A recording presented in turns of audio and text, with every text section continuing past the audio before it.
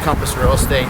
So today what we're doing is we're going to talk about what happens if you don't live in a city and you can't go to every showing that you're moving to. So I have one client that he is moving from Virginia Beach. He's going to be using the VA loan and he can't come to the showings. And we have had two properties.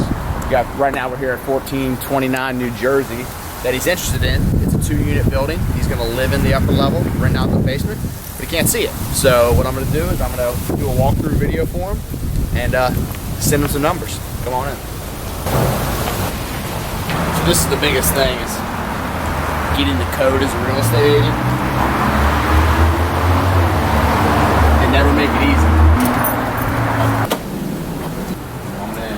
So this is 3-bed, 3-bath. It's going to have 2-bed, 2-bath upstairs, and then it's going to have a lower level rental in the basement. So what I'm going to do is I'm going to take a few videos for my client, send them the fixtures, show them where the outdoor space is, and then the key is we're going to run the numbers and see what exactly that basement level unit will rent for, right? He knows that him and his wife are going to live upstairs for 3 to 5 years, but what's going to happen to that basement while he's living there? He doesn't need the space, so he needs to find a way to make income out of it. A little crazy for you now, baby. I don't know what you do, but you make me feel. All right, so we're done upstairs. We already sent the video to the client. Now we're going to check out the basement and see what kind of income this property can really drive. So you got 1 bed, 1 bath off of here. It does have its own private entrance. So in DC, these can either be called in-law suites, or they can be their own separate unit. So in order for it to have its own or be its own separate unit, it has to have something called a C of O, which is a certificate of occupancy. So when the bank is lending money to the buyer, they're lending on what the income of this unit will collect. If it does not have a C of O, it is not technically its own separate unit, so they cannot count that income towards your DTI. So for instance, my buyer is pre-qualified for 560, 570, single family house and or condo, but if this unit has a C of O, they can use the income, 75% typically of the rental income, towards their DTI, meaning that they can get pre-approved for a higher number, which allows them to get into an asset like this, a duplex that's in a better location, and also they can mitigate their costs. And in the end, they're also going to live for cheaper, because this unit will rent for $1,850 to $2,000 a month. Right now we're heading back to, so we actually scheduled a showing at a property earlier in the day. Showing time messed up, right? That's real estate, things happen. So we had to reschedule it for 12 o'clock. We originally had scheduled it for 10. So the client is looking at 2 different properties, one in K Street Northeast, which is in the H Street corridor, and the one we just looked at, which is off of New Jersey Ave, which is essentially Shaw. So we're heading to get a cup of coffee now because it's 11:10. The property that we're looking at a little bit later is currently occupied. It has a tenant in the lower level unit, and it's owner occupied in the upstairs. So obviously showings are limited of when you can go in. So we're gonna go grab a cup of coffee. That'll be cup number 2 for me.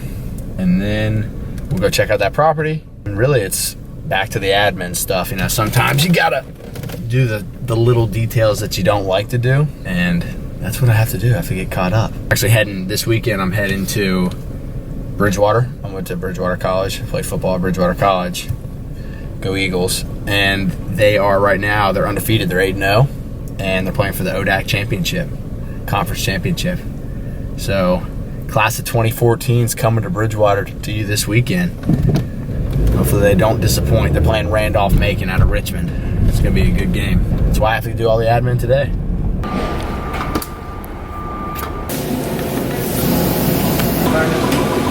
So yeah, you saw that little blackboard that we were writing on. So we're on H Street right now, 7th and H. There's a Starbucks there.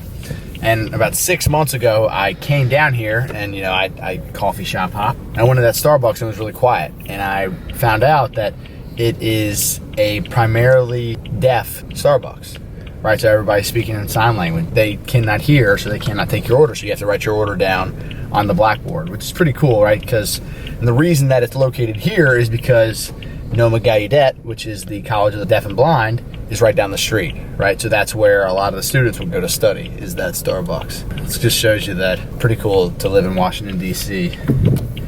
The diversity is, it's great. First, and I think it's the only deaf Starbucks in the city.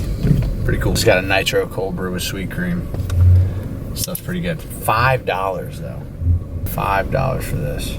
You think it's worth $5? I bought a whole bag of La Colombe beans for $13, and I have that at my house. Why did I not just make that? It's all about the experience that you're paying for. So we're at the second property. We're at 808 K Street Northeast. Again, this is a 2-unit building. It's a single family house, not a 2-unit building. It's a single family house with a lower level dwelling. This one does already have the C of O for the basement. So again, client's not in town.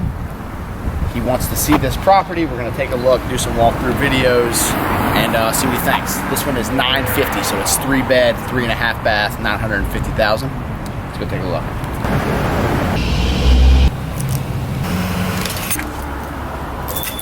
See, this one's got a better layout than the A other little one. crazy for you now, baby. I like this one a lot better than the last one we just looked at. Better space, half bath off the main, and it's got a parking slab, which in this area is probably worth around $50,000. Yeah, so this is actually a 2-bedroom downstairs, which drives the rent up even more. Right, so a 2-bed, 1-bath, already has the C of O. This one could probably rent out for around $2,600 to $2,800 a month. Right, so again, lender's gonna take 75% of that. Around $2,000 a month they'll be able to use for your DTI to purchase this. I like this option much better. Bedroom, washer dryer, it's got the built-in fireplace. You have access to the rear backyard and your private entrance to the front. I like this one. I like this one a lot. Yeah, so that kind of sums it up for our tour today. Like I said, we looked at 2 different properties. My client is moving from out of town. He's moving from Virginia Beach, so he can't be here to look at every property. So what we do is we go in, I take quick videos, I give him my opinion on what the value is. We'll run comps if he is interested later maybe later this evening or sometime this weekend. But key for these properties, especially for these multifamily, these small duplexes or in row homes with an in-law suite, they move fast because there's a lot of buyers that are looking for properties just like this, right? Because they want to mitigate that income, and they understand the power of having 2 different assets essentially for income generators, right? So if he does like these, he's gonna have to move quick, right? I know it's hard sometimes when you can't go and see and touch and feel the asset, but that's the reason that we do this, right? So he trusts that I'm gonna give him my best advice, and when we put in an offer, we can always do an inspection period, an inspection contingency, and he can decide to pull out during that time. So key is locate the assets. If you can't go and see them, have a real estate agent go and take a look, send you videos. If you like it, if the numbers work, put in an offer, right? You never know if it's gonna work. So thanks again for watching. Again, you don't have to live in the area to buy out of state. Find somebody that'll go and look at the properties for you. Come on. Peace.